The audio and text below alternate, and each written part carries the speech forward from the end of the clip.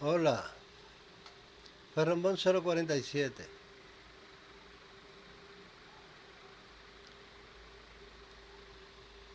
A principios de la década,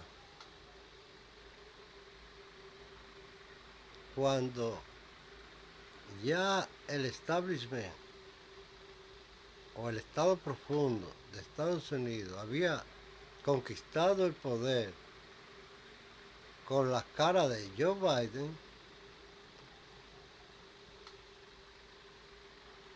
decidió quitarse de encima un problema que ya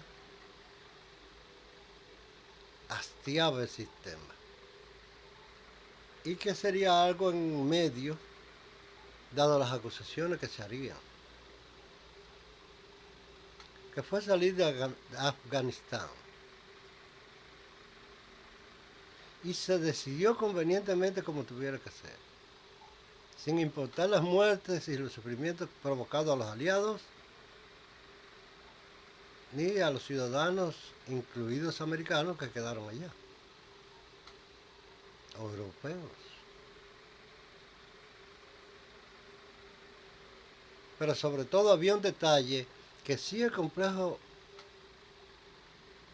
industrial militar le interesaba. Como ganancia, abandonar una cantidad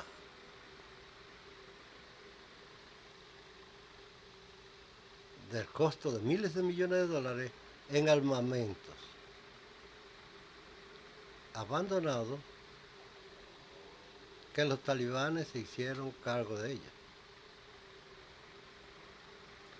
Por una sencilla razón, esas armas habría que reponerlas y el gobierno tendría que ordenarlas. Y con el dinero del pueblo se pagarían. Es decir, que la industria armamentista se benefició hasta de la pérdida de la guerra.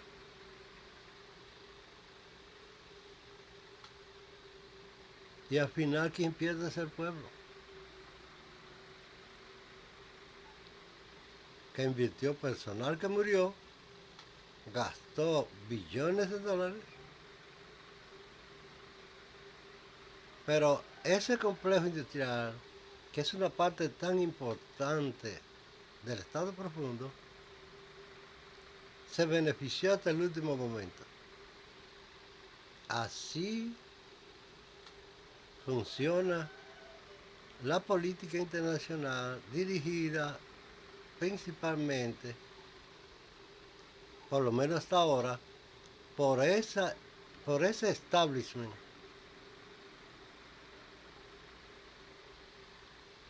que sabe cómo ganar dinero y de donde más gana es del pueblo de su nación.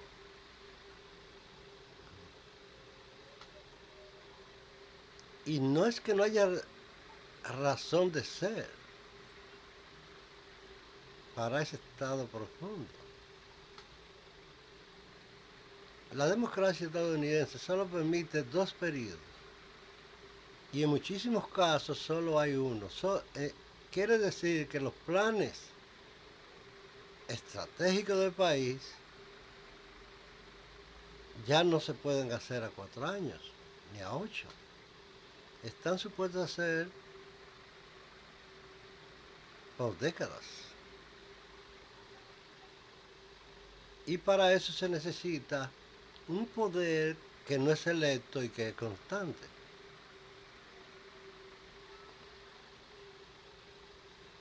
Pero el proyecto de balcanizar a Rusia estaba en su etapa final. Y no se sabía si habría necesidad de intervenir directamente. De ahí que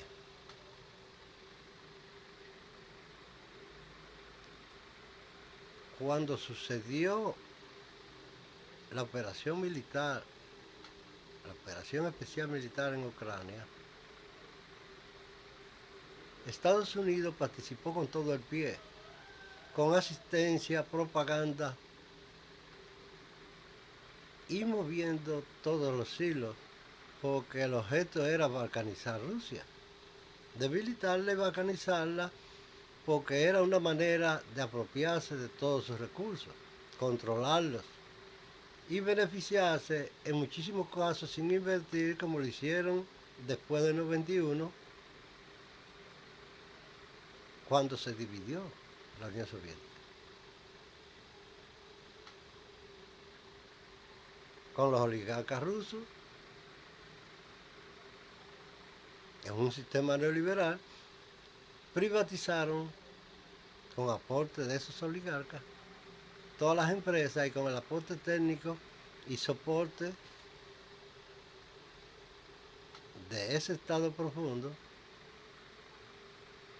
que no solo tiene cabida en Estados Unidos,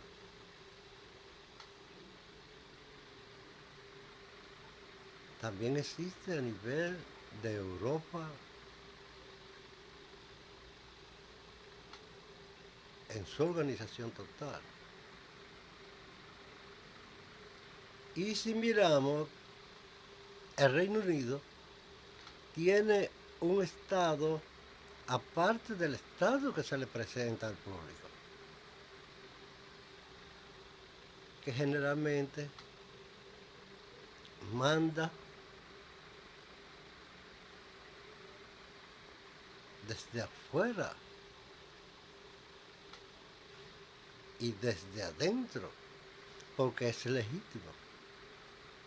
Existe un reino, lo que dice que hay un rey que decide y quien da la última decisión. Pero no solo eso, también hay un sector parlamentario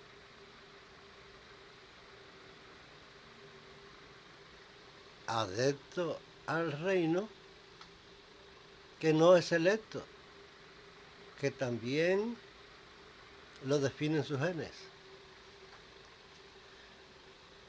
identificada por valores económicos. De ahí que en Reino Unido se presenta la cara de un gobierno con un primer ministro de la Cámara de los Comunes, pero que no toma decisiones estratégicas. Solo da la cara y hace un show cada vez que se juntan en el Parlamento.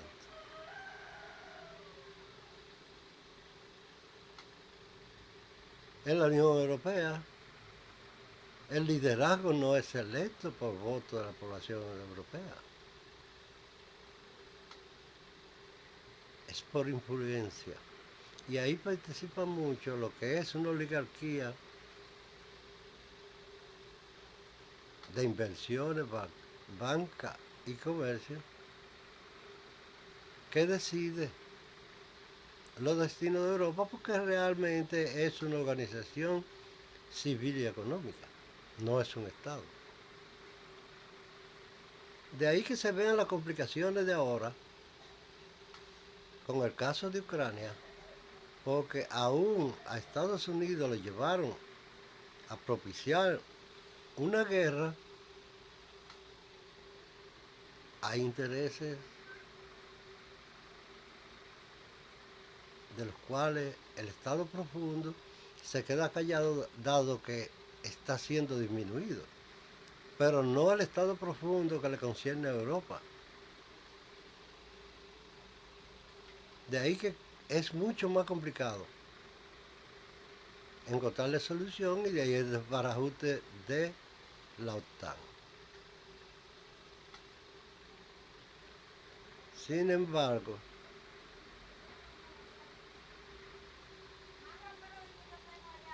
el Estado profundo norteamericano es mucho más débil porque le están quitando el control de las agencias de seguridad, aunque controlan la mediática, también le quitarán poder dentro del Congreso, lo que le sumará poder a la presidencia. Y también será dañado el Estado profundo europeo, que está ligado estrechamente al Estado profundo norteamericano, porque las corporaciones son internacionales.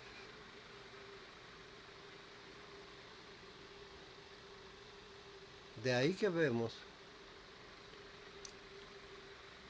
que Europa ahora pone dificultad para el planeamiento de la paz en Ucrania. Porque hay cosas que ellos quieren conseguir, como que legitimen las negociaciones contratadas con Zelensky, sobre todo después de que ya es dictador y es ilegal e ilegítimo.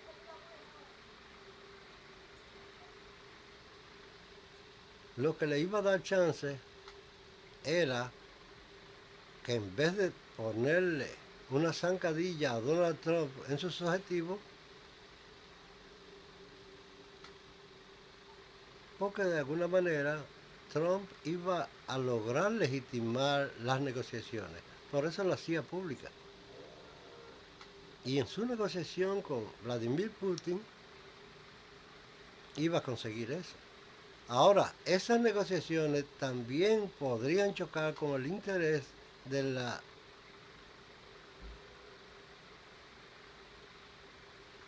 Reino Unido, lo que le crearía conflicto. Y Reino Unido necesita beneficiarse de las negociaciones, lo mismo que Francia, que no tiene acceso a recursos porque los perdió, porque los patearon de África. Y Ucrania tiene muchos de ellos. Lo difícil es saber si los tiene en el territorio que le queda. Eso crea un conflicto mayor para la negociación de la paz. Ahora, quien tiene la sartén por el mango en las decisiones a posteriori que se tomen en este momento es Estados Unidos, porque tiene el poder. Así como Rusia es una superpotencia que ha echado hacia atrás la guerra próxima, que la ha empujado y la ha destrozado, resulta que Estados Unidos puede destrozar toda la ambigüedad que mantienen como locos los europeos.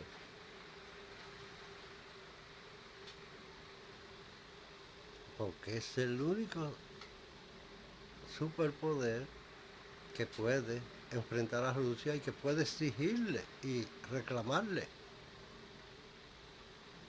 No respecto de todo, pero en algunos casos sí,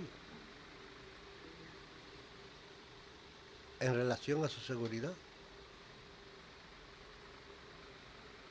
Y es quien está en riesgo, después que provocó una guerra por sí, de encontrarse de frente en una guerra viva